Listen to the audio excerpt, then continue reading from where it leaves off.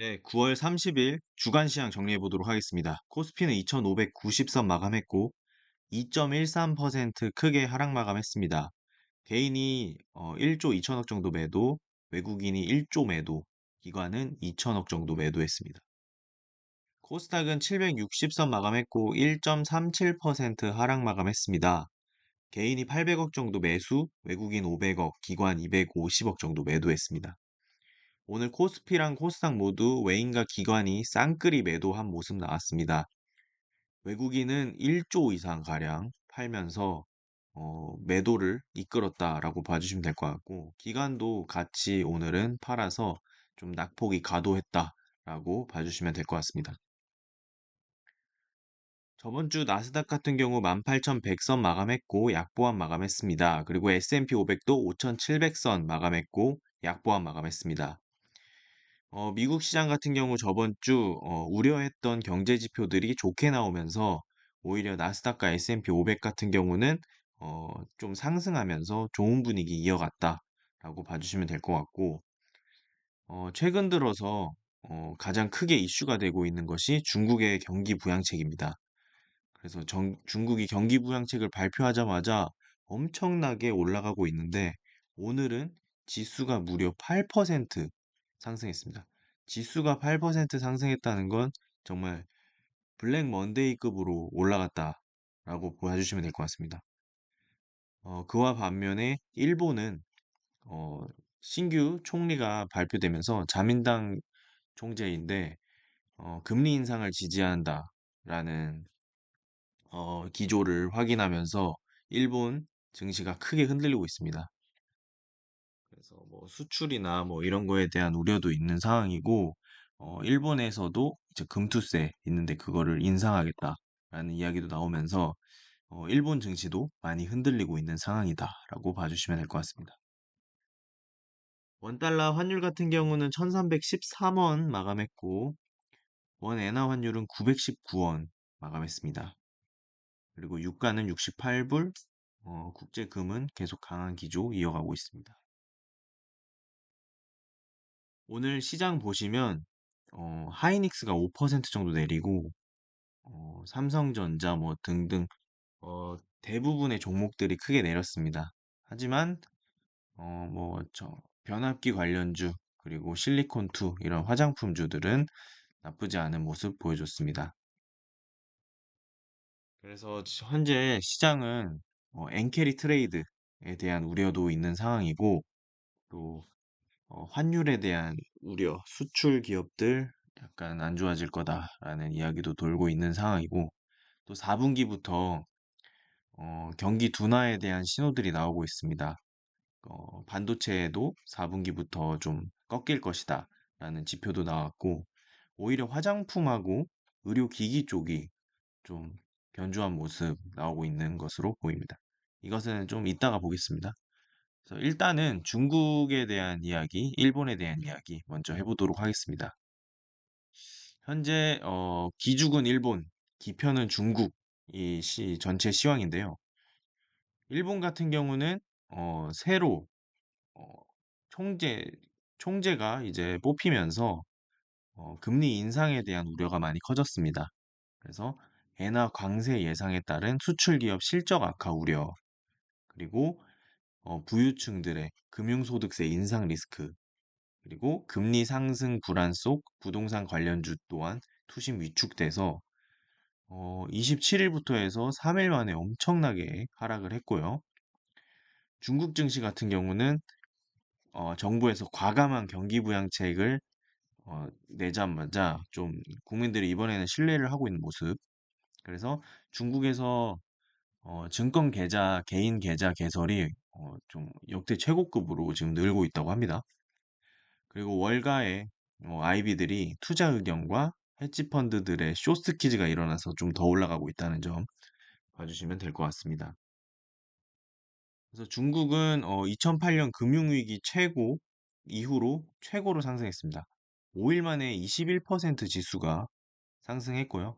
좀 단기 과열 상태지 않나 싶기도 합니다. 지금까지 중국이 계속 부양책을 해왔는데 계속 실패했습니다. 하지만 이번에는 좀 다르다라는 의견이 있는 게, 금리 인상 사이클에서 미국과 반대로 가면서 부양책을 해서 실패를 했지만, 이번에는 미국도 B컷으로 금리 인하를 단행했기 때문에 중국의 부양책이 효과가 있지 않을까라는 기대감이 좀 현재 강하게 나오고 있는 상황이다라고 봐주시면 되겠습니다. 하지만 최근에 이제 일본의 금리 인상 기조 다시 확인되면서 엔캐리 트레이드에 대한 우려가 커졌죠. 최근 전체적인 전 세계 시장이 흔들린 이유가 엔캐리 트레이드 때문인데, 이번에 일본 총재가 다시 나오면서 엔캐리 트레이드 추가 청산에 대한 우려도 커지고 있다는 점. 그렇기 때문에 마냥 좋게만 볼 수는 없다 정도로 봐주시면 될 것 같습니다. 그래서 이 새로 뽑히는 총리 이름이 이시바입니다. 그래서 이시바노믹스라고 하는데, 아베노믹스 같은 경우는 제로금리였다면 이시바노믹스는 이제 고금리입니다. 그래서 이의 경제 정책, 개인 소비 증가, 임금 인상 이런 거에 좀 중점을 둔다고 하네요. 그래서 초저금리 정책을 아닌 점진적인 금리 인상을 지지하며 마이너스 금리 정책에 매우 비판적인 인사다라고 봐주시면 될 것 같습니다. 그렇기 때문에 이제 원 엔화 환율도 계속 올라갈 거고, 점점 이 금리 인상으로 일본은 갈 것으로 보입니다. 또 중국의 또 경기 부양책 때문에 우리나라 주식들이 많이 흔들리고 있습니다. 조선주 같은 경우도 중국과 경쟁해서 우리 조선이 힘을 많이 받는다라고 했는데, 중국이 이렇게 이제 중국 경기 부양책을 써버린다니까 오히려 중국 경기 부양책으로 원자재 가격이 오르면서 향후 후판 가격에 대한 우려가 커져서 조선주들이 이제 좀 급락이 나올 수 있다라는 이야기고요. 지난 29일 한국조선해양 7% 하락했고, HD 현대중공업 6% 하락, 삼성중공업 6% 하락, 하나오션 4.5% 하락, HD 현대웨이프 6% 하락 등 조선 주가가 두루 하락한 이유가 이 중국의 경기 부양책 때문이다라고 봐주시면 될 것 같습니다.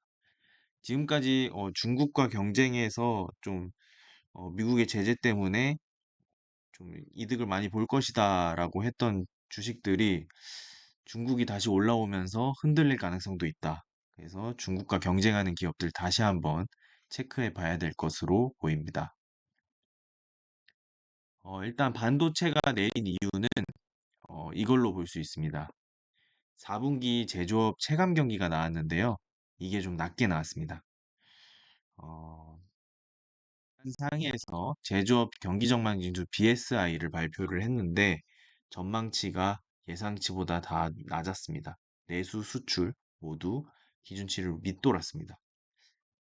그래서 제조업이 4분기가 전체적으로 좀 안 좋을 것이다라고 좀 그 시장의 컨센이 좀 잡히고 있습니다. 그래서 더욱 좀 흔들리는 것으로 보입니다. 그래서 BSI를 조사한 결과 직전 분기 89포인트 대비 4포인트 하락한 85로 집계됐다. 그래서 BSI 같은 경우는 100 이상이면 해당 분기 경기를 긍정적으로 보는데, 100 이하면 그 반대라고 합니다.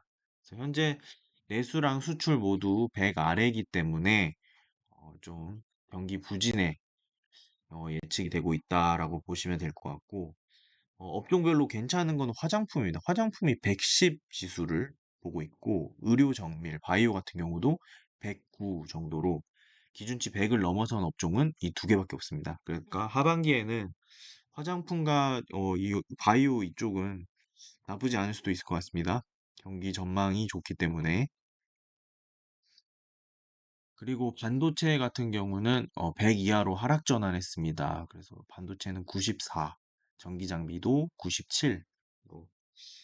전력이나 반도체 상반기에 매우 강했었는데, 하반기에는 100 이하로 하락 전환을 했다.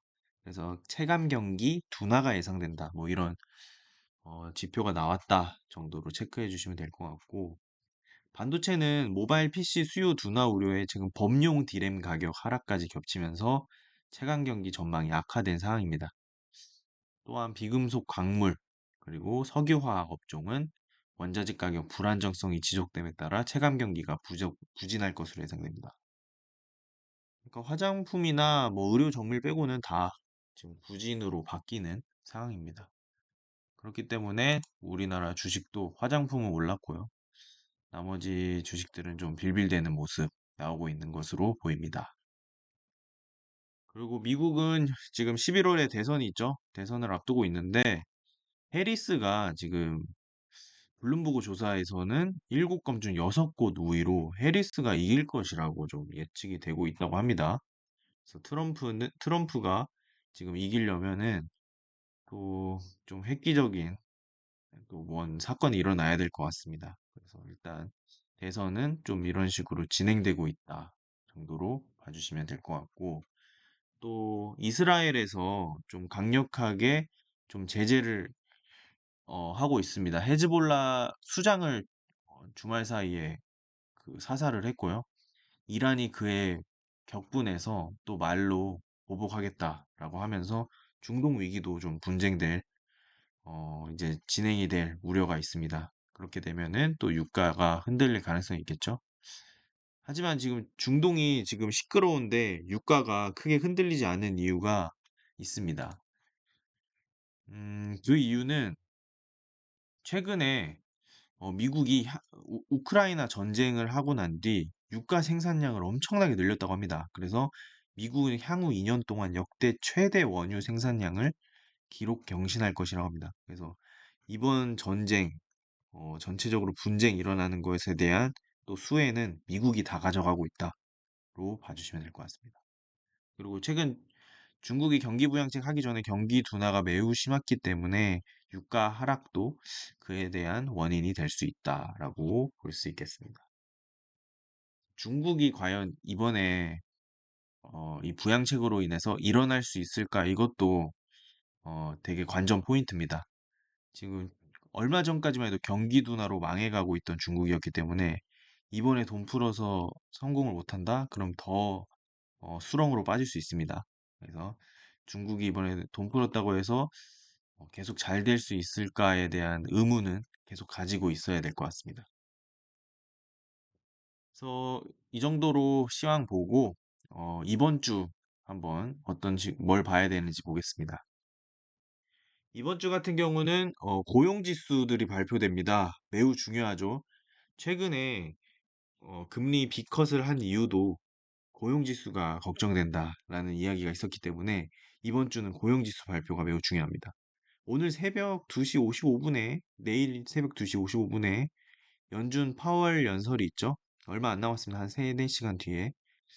그래서 연준 파월이 또 어떤 얘기를 하느냐에 따라 오늘 미국 시장이 좀 흔들릴 수도 있다. 그리고 내일 밤 11시부터 이제 고용지수 발표 시작됩니다.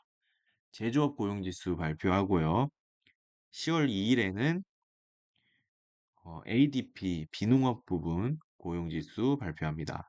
그리고 10월 3일에는 ISM 비제조업 고용지수 발표합니다.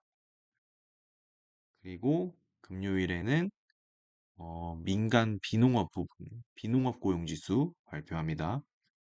그리고 금요일에는 실업률 발표가 하이라이트네요. 이제 실업률도 계속 올라가고 있는지 뭐 이런 거 체크할 수 있습니다. 계속 그 고용지수에 대한 우려들이 나오고 있는데 이번 주에 좀 확실히 전체적으로 어떤 식으로 나오는지 확인을 할 수 있을 것으로 보입니다. 저번에는 뭐 제조업 같은 경우 나쁘게 나왔고 비제조업이나 서비스업 쪽에서 잘 나왔죠. 그래서 이번에도 제조업은 어떻게 나오는지 좀 체크해 봐야 될 것 같고 일단 실업률이 어느 정도로 나오는지 잘 다 체크를 해 봐야 될 것 같습니다. 그리고 우리나라 시장 같은 경우는 삼성전자 실적 발표가 10월 8일에 있습니다. 그래서 10월 8일에 실적 발표가 나오고 나서 좀 좋게 나온다면 좀 반전이 있겠지만 현재 삼성전자가 계속 빌빌대고 있는 상황에서 실적 발표 전까지도 약간 우려가 심하기 때문에 계속 빌빌대지 않을까라는 생각이 듭니다. 그리고 하이닉스 실적 발표는 10월 말에 있습니다. 그리고 미국은 이제 테슬라 같은 경우는 10월 2일 날 인도량 발표가 있죠. 이번에 중국의 뭐 부양책도 쓰고 해가지고 좀 인도량이 나쁘지 않을 것이다라는 의견도 있습니다. 그래서 이것도 잘 봐야 될 것 같고 테슬라는 10월 10일에 로보택시 발표, 그리고 10월 16일에 실적 발표 앞두고 있습니다. 그래서 전체적으로 또 실적 시즌이 다가왔다. 그래서 실적이 좀 잘 나오면은 또 오히려 반전이 될 수 있는 계기가 될 수도 있겠습니다. 앞으로 나올 경제 지표, 실적들 잘 체크하면서 시장 팔로우업 해보도록 하겠습니다. 이상입니다.